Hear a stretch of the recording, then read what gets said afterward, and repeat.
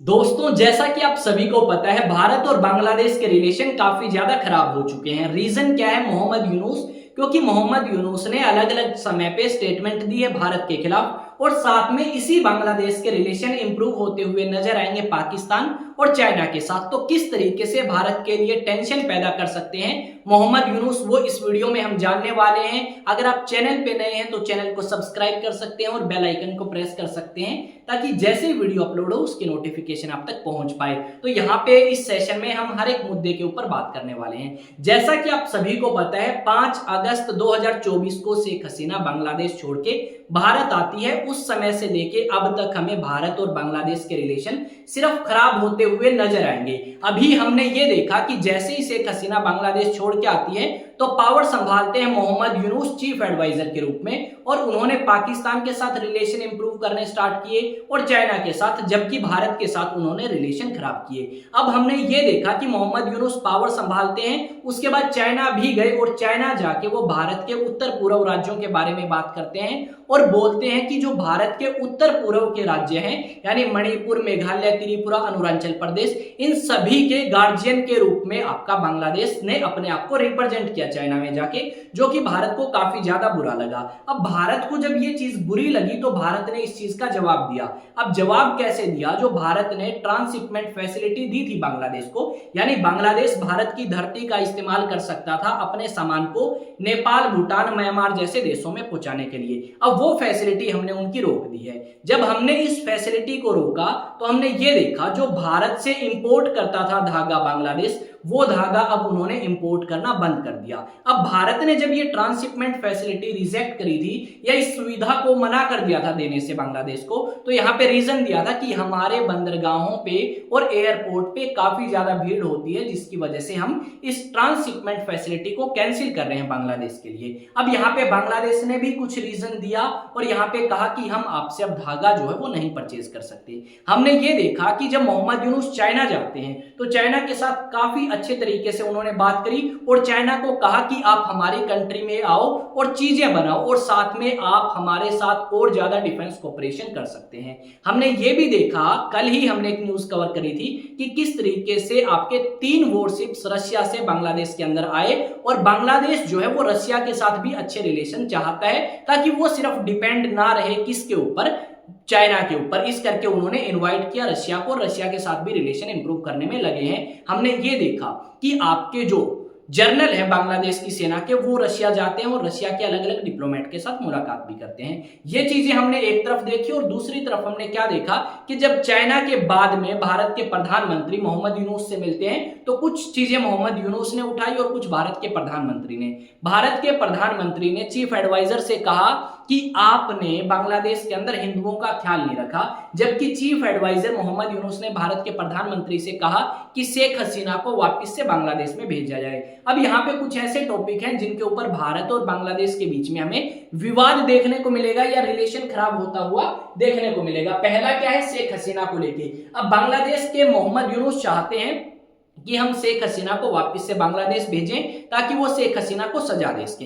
अब शेख हसीना को हम बांग्लादेश नहीं भेज सकते, क्योंकि शेख हसीना के टाइम पे भारत और बांग्लादेश के रिलेशन काफी ज्यादा अच्छे थे। कुछ मुद्दे ऐसे थे जो सोल्व नहीं हो पाए, पर कोशिश थी कि उन मुद्दों को भी सोल्व किया जाए और एक अच्छी अंडरस्टैंडिंग डेवलप की जाए भारत और बांग्लादेश के बीच में। पर यहाँ पे अब मोहम्मद यूनुस आ चुके हैं तो चीजें खराब करने में लगे हैं, तो शेख हसीना को तो शायद हम बांग्लादेश वापिस नहीं भेजने वाले। दूसरा मुद्दा है कि जो भारत है, उन्होंने आवाज उठाई कि हिंदू सेफ नहीं है बांग्लादेश के अंदर। इस मुद्दे को लेके भी भारत और बांग्लादेश के बीच में हमें थोड़ा सा विवाद देखने को मिलेगा। यहाँ पे अगर हम बात करें तो भारत के जो उत्तर पूर्व के राज्य हैं उन्हें लैंडलॉक कंट्री बोला, और उसके बाद उन्हें पता लगा कि ये तो कंट्री नहीं, स्टेट्स हैं भारत की, फिर इन्हें स्टेट्स बोला गया। मेघालय, मणिपुर, त्रिपुरा, इन सभी की बात कर रहे हैं। उस चीज को लेके काफी ज्यादा नाराजगी जो है वो भारत के मन में हुई बांग्लादेश को लेके। उसके बाद अगर हम बात करें तो चीन जाते हैं, और चीन जाके वो अपील करते हैं चीन से या चाइना से कि आप हमारी आर्थिक मदद करें। देखो, भारत ने 1971 से लेके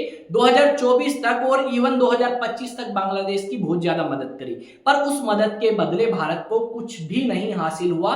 सिर्फ ये हासिल हुआ कि भारत के खिलाफ बहुत सारी statement chief adviser Muhammad Yunus ने दी, या फिर आप कह सकते हो नोबेल पुरस्कार विजेता मोहम्मद यूनुस ने दी। उसके बाद और क्या मुद्दा है भाई, तीस्ता प्रोजेक्ट को लेके है। अब जब शेख हसीना पावर में थी तो ये उम्मीद थी कि ये प्रोजेक्ट भारत को भी मिल सकता है और चाइना को भी, पर मोहम्मद यूनुस जो है वो यही चाहते हैं कि ये प्रोजेक्ट चाइना को मिले, जबकि शेख हसीना का मानना ये था कि इस प्रोजेक्ट को अगर भारत कंप्लीट करे तो बांग्लादेश के लिए काफी ज्यादा बेटर होगा। पर ये प्रोजेक्ट अब हमारे हाथ से निकल चुका है, क्योंकि मोहम्मद यूनुस कभी भी ये नहीं चाहेंगे कि वो इस प्रोजेक्ट को भारत से कंप्लीट करवाएं। और यहाँ पे बहुत ज्यादा इन्वेस्टमेंट की इच्छा जो है वो जाहिर करी है मोहम्मद यूनुस ने चाइना जाके। उसके बाद लास्ट पॉइंट की अगर बात करें तो ट्रांसशिपमेंट का मुद्दा है, जो कि मैंने आपको समझा दिया है कि किस तरीके से आपका यूज कर सकता है भारत के जमीनी हिस्से को। यहाँ पे अगर आप अलग अलग लोगों से पूछोगे या अलग अलग डिप्लोमेट से पूछोगे तो उनका मानना ये है कि आज के समय भारत और बांग्लादेश के रिलेशन काफी ज्यादा खराब हो चुके हैं और इनको सुधारना जब तक मोहम्मद यूनुस है इम्पॉसिबल है। और साथ में यह भी सवाल उठाए हैं कि मोहम्मद यूनुस कौन होता है भारत और बांग्लादेश के बीच में रिलेशन खराब करने वाला, जबकि इनको तो एक सरकार का दर्जा तक नहीं मिला।